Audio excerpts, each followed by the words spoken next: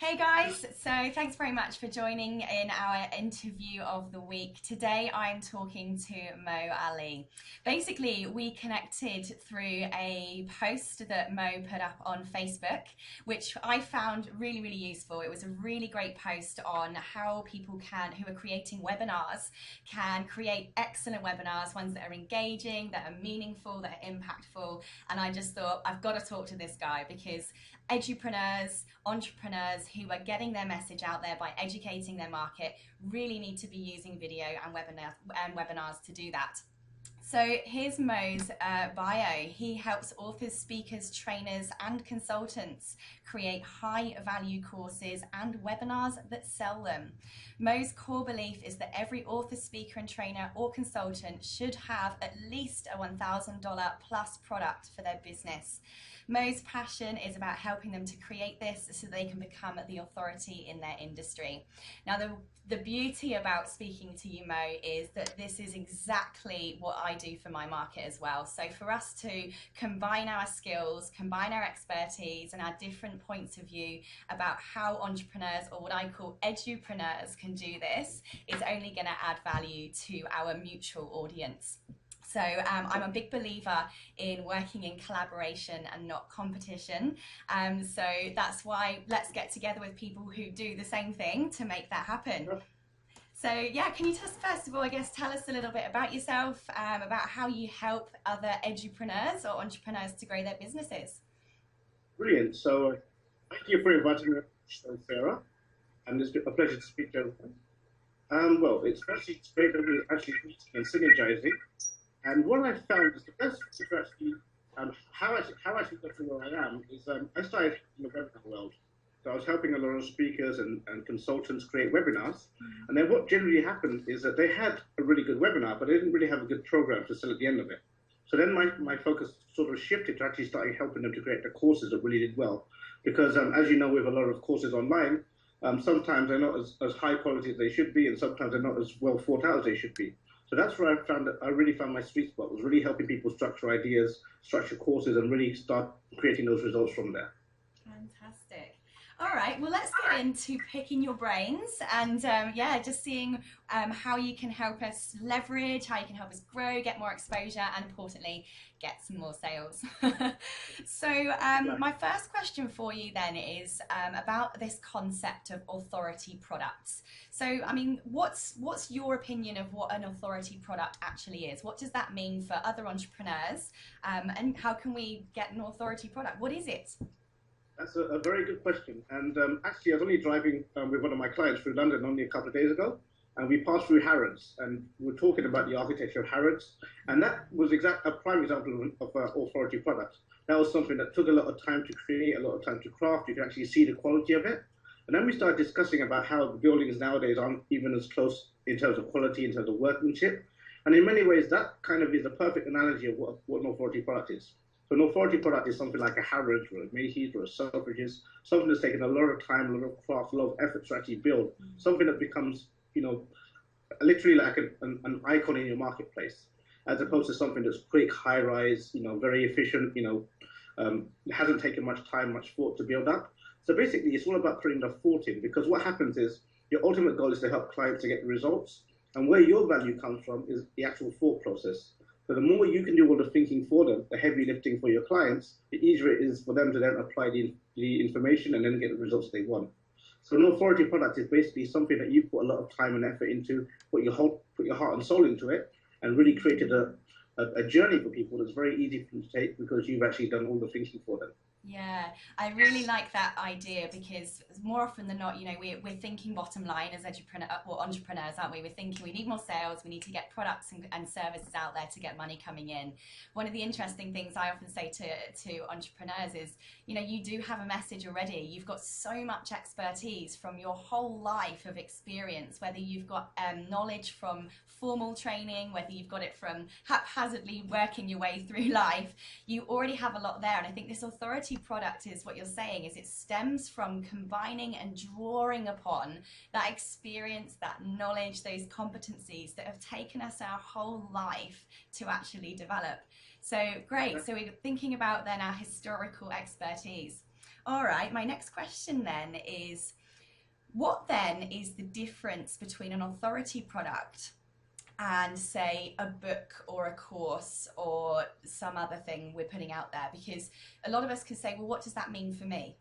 So yeah, can you define the difference in products for us and what they actually look like? Exactly. So I'll give you a prime example of someone who created an authority product. And that was someone called Stephen Covey, who wrote The 7 Habits of Highly Effective People. And the reason I always give his example is because he was very intelligent the way that he actually structured his whole business. So he built his whole business around an authority product, around the 7 Habits of Highly Effective People. Now, I'm sure that you've all heard of the book, but as well as that, there's also the course, there's also the DVD courses, there's the videos, there's the programs, a whole army of it. In fact, that book helped him to build $1 billion company. So that's why an authority product is so crucial, because I always say to my clients that an authority product is basically an extra zero into your business. So now if we go down another example and look at someone like Tony Robbins. Now Tony Robbins got his break by his speaking and also his books. But because he didn't have the model such as Stephen Covey did, he didn't go as big and grow as big as Stephen Covey did, because he simply just followed a different route. So what an authority product is essentially is following through that whole path of actually creating a product that's really, really authoritative and building your whole business around the product, as opposed to you, the celebrity, or you, the expert, or you, the author. Because the minute you can do that, then you start having your intellectual property copyrighted. As well as that, you can also start scaling it. For example, if Tony Robbins wants to do a seminar in London and Manchester and New York and Sydney at one time, he cannot physically do that because there's only one Tony Robbins. Whereas there can be a Stephen Covey training event in multiple places at one time, which is how you can actually grow and scale your business. So an authority product essentially is about putting your product as the center of your business, as opposed to putting yourself as the center of your business, which then means that you have a legacy, because once you want to retire or slow down, that business can still be going. That authority product is still there. For example, Stephen Covey is no longer with us anymore, but his principles, his courses are still going as rampant as they were before. And so that's basically the essential elements of the authority product. It's something that becomes timeless. It's something that becomes totally scalable. It's something that becomes an asset to you, as opposed to just being you. That's it. That's one of the things I love, is the fact that as entrepreneurs, more often than not, we're exchanging our time for money, which obviously has a limit and a ceiling. There are only so many hours in a day. So yeah, I love that what you're pointing out as the key importance there is something that we can essentially automate. It's a product that can be copied and pasted in any location from any platform, so that we can really, really maximize both the impact that product has, that message has, but also indeed doesn't put a lid on our earning potential as well. Love it. Thank you. All right. Question number 3 for you then is the biggest question on all of our lips is always how. So, we've all got our different blueprints. I've got a blueprint as well as to how people can take the knowledge out of their head and create a product. I'd love to know how you help your clients and your audience turn their knowledge into an authority product. Well, it's very simple. It's like planning a journey. So, for example, if you want to go from London to New York, you've got to pass through certain milestones. So it's basically breaking that whole big journey into small journeys, small milestones. And then basically helping people get instead of getting from A to Z, you get them from A to B, then B to C, then C to D, then D to E. It's all about breaking things down into small chunks, making it very easy, very manageable. Because the minute you start giving people a long journey, that's when they find it difficult to take action, to commit, because they see how long it is, how big it is, because we're hardwired to resist hard work, basically. Yeah. So what our aim basically is to break that journey down to as smaller pieces as possible, as manageable pieces as possible, and as actionable pieces as possible. So let me give you an example of a course, for example. If we're creating a course about online dating, then obviously, the first step is how to create a profile. Then it's how to create a good message. Then it's how to get interaction. Then it's how to get someone's phone number. Then how to act on the first date. And how to turn that into multiple dates. Then how to turn that into a long-term relationship. And ultimately, how to decide if that's the right person for you. So you can see just in there, we've broken it down to lots of small steps. So what you want to do with your clients is you want to think of where they are and where they want to be, and the obstacles that they're all going to overcome. And the best way to actually do that is to look at all the obstacles you've had to overcome, because most likely their journey is also going to be very similar to your journey. But just look back and start thinking back of all the little challenges that you had, what were the biggest issues that you had, what was the biggest learnings you had, and start building your model and your foundations around that, basically. Because most likely, most people are also going to go through that same journey and have the same obstacles. And if you can help them the same way that you helped yourself, but by saving them a lot of time, then that's where you have an authority product. Love it. That's fantastic. It's just incredible, isn't it? How when we come to tackle any challenge, let's face it, anything, we often just see that bigger picture, particularly entrepreneurs, don't we? We're big picture thinkers. We look down and we go, oh my word, this is huge. Where do I begin? Where do I finish? Where's the middle? And then that's when it gets put on the shelf and we just leave it because it just feels bigger than Ben-Hur, doesn't it? So to remind ourselves and our audience that it's breaking it down to modules, those little bite-sized chunks. You know, when you get involved into a university program, yes, it gives you the name of the whole degree, but the first thing you get is a breakdown of what every module is, what's included in every module, what the learning outcomes are for each of those, and all of a sudden it starts to become a little bit more manageable. Exactly, and the whole beauty of it as well is it becomes much easier for you to help clients as well, because you simply say to them, whereabouts are you stuck? Okay, we're stuck in this part here or this part here, and then you can very target focus your actual deliverables to really help them, as opposed to them having to explain the whole situation. It becomes much more efficient, much more effective, and much more powerful that way. Yeah, fantastic. And that, again, it's going down to sort of breaking it down once. What's the module? What's that particular topic? What's the learning outcomes within that? And then when you've got this whole brain full of knowledge and expertise, when you're looking at just the learning outcome, you know specifically what piece of content you need to go away and find or develop for that part of your program, as opposed to looking at the whole topic as a whole and getting completely overwhelmed. Yeah, fantastic. Okay. One of the questions that I find I get here is, how do I price or value my product or program? What cost do I put to it? And what's the difference, I suppose, between those people who are charging, say, $20, $30 or £50 for a program compared to those people out there who are charging $1,000, $5,000. I've even got clients that charge $50,000 for their training programs plus. You know, what's the difference, and what is it that we can do to create that high value program? Because that's the real end result. Exactly. That is a $1 million question, and something that I get asked. Literally. Yeah, and the answer is very, very simple. It's all about how well you organize knowledge. Because we live in a time where every piece of knowledge you want is available somewhere. It's available on the internet or in a book. And why people pay $20 or $30 or even $97 for information is basically to save themselves that time from having to look and find it themselves. So you can see that you have a free item, which is basically, you know, just information they can find however long they want spending their time finding it, or they can pay just a little bit of money for that convenience. But then, as well as that, so you have free information, then you have organized information, then you have something above that called transformational information. And this is where the high ticket items are. This is where the $1,000 programs plus come in, because what you're doing now is you're actually taking that information and adding intelligence to it. You're making it organized and structured and easy to follow. So instead of someone having a whole lot of information and a whole lot of data and having to make the decisions of what to do and when to do it, you've actually made the decisions for them. You've given them the roadmap. And basically, because you've given them that, now you're going to actually selling results as opposed to selling information. And the minute you start selling results, that's when you can start charging the premium prices. And of course, people want that as well, because that's what people want. They don't want to spend more time learning because they have enough information.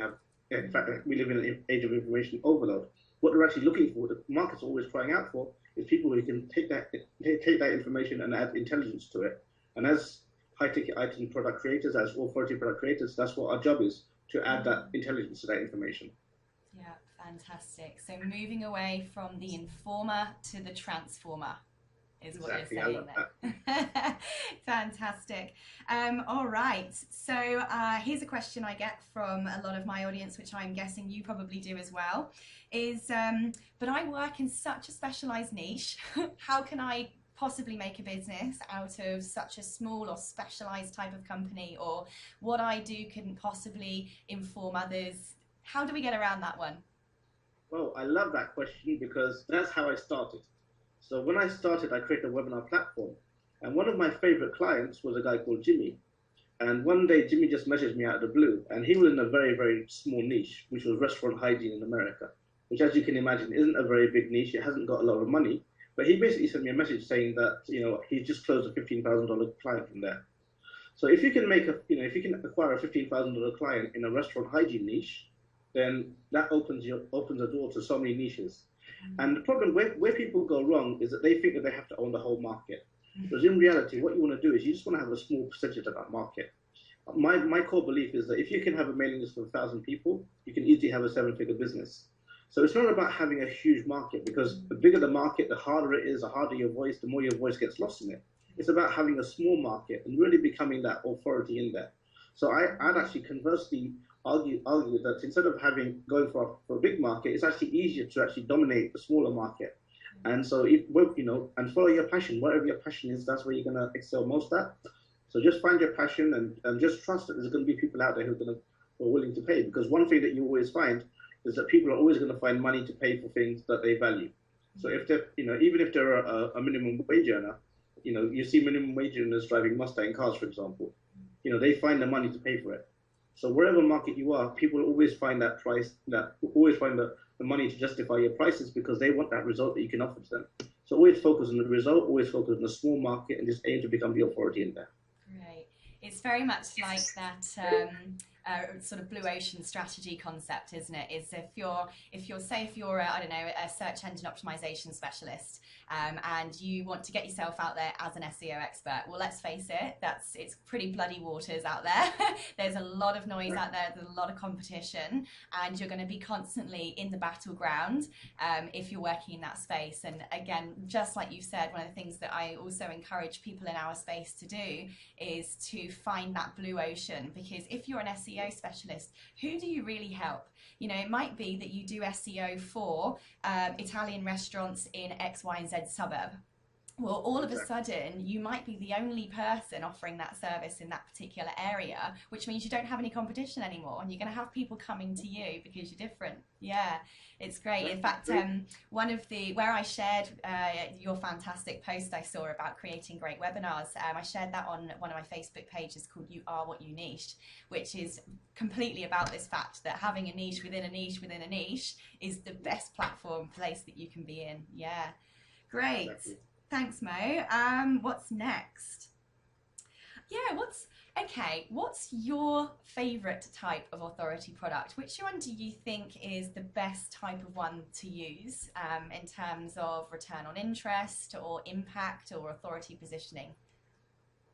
Well, I always say that the golden nugget that you should aim for, the high bar you should aim for, is Stephen Covey's 7 Habits of Highly Effective People, because it's so difficult to say. Just joking. No, just because it's so well thought out, he's actually put so much effort into it. It's become his life work.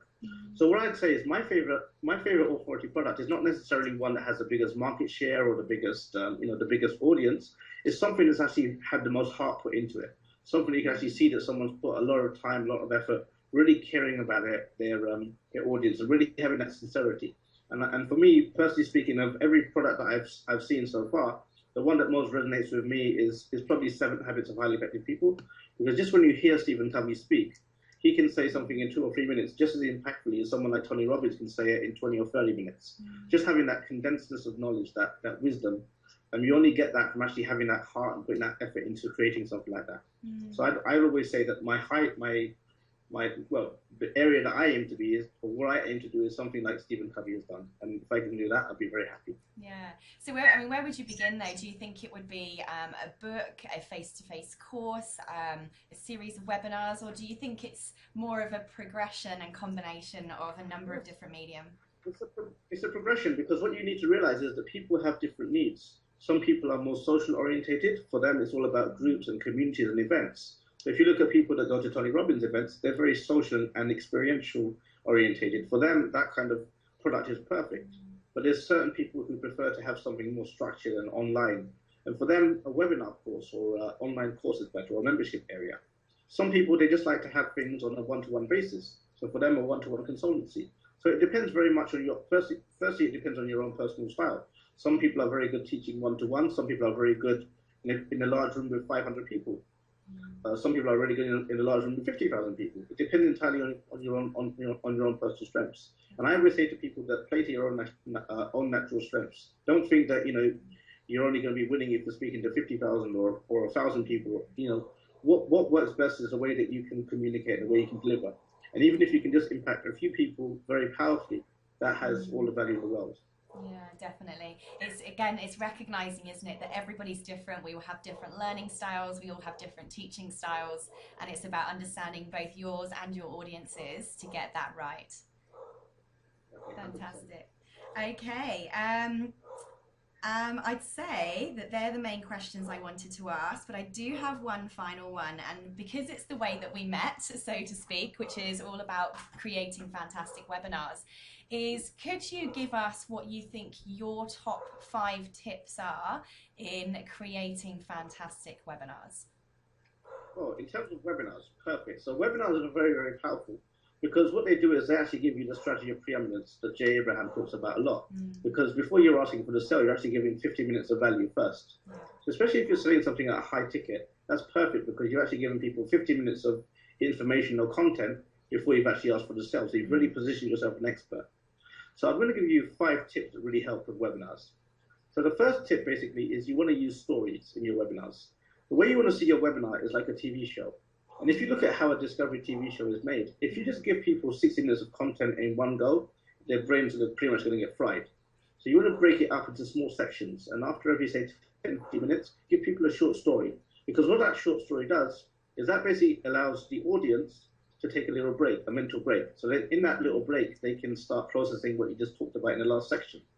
So that basically allows the information to get across much easier. And as well as that, what it also does is it's a great opportunity for you to position yourself, because in those stories you can start using case studies and referrals, and all of a sudden you've actually got 4 or 5 case studies built in, as opposed to having everything at the end where everyone's already kind of brain dead by that time. That's the first point. The second point is one of the most powerful things is bonuses, and you want to start to strategically place your bonuses. So you want to really, really think and take a lot of time into considering what your bonuses are going to be. A lot of people just put their bonuses together at the last minute, but actually think of what your client needs and really give them a bonus that's really going to apply to them. Because most people, many times, I actually bought a product just because of the bonus as opposed to the actual product itself. So just really understand the power of bonuses. That's very, very crucial. The third thing is something I love called price proximity. So how that works is whenever you say something like, it's now $1,000, $1,000 all of a sudden seems like a big number. So how you want to say it is, you always want to be very authentic with this. You want to say that, I usually work with my clients at a rate of $5,000 for a day. But at the end of this program, I'm going to be giving you an opportunity to sign up for about, for say $500 or $1,000. So all of a sudden, that $1,000 or $500 seems a much smaller number because it's compared to that $5,000. So you're going to try using price proximity, but in a very ethical way. Because the minute you start being inauthentic, it can be very easy to be seen, and also, don't underestimate the power of communication. Everything is subconscious. If you're saying it, but you're not believing it, and the audience is going to understand that, and you're going to lose the sale. You're going to lose that rapport that you've really built up. The fourth thing is to really have a very good brand story.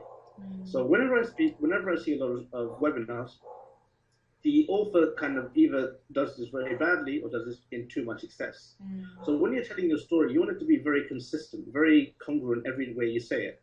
So if you look at Tony Robbins, everyone knows Tony Robbins' story. It's about the Thanksgiving turkey. It's about that time he went on the beach running with the headphones. It's about the time that he broke down on stage when his company went public. The reason why everyone knows that story is because it's consistent. He says it every time he speaks, basically. So you want to make sure that the story that you have is very, very consistent, because at the end of the day, people buy from people. So as long as people can understand you, they know where you're coming from, then that's very powerful. And the way they'll know that is if they keep hearing that in multiple channels. And now we're on to the fifth one here. The fifth one I want to make very, very special. So let me think. Yes. This is one of my favorite things, is you want to see your webinars like going around a golf course. So the first time you do your webinar, you're going to have a very high score because you don't know where the hole is, you don't know which clubs to use, you don't know where the bunkers are, you don't know what the wind's like, how far to pitch it, etc.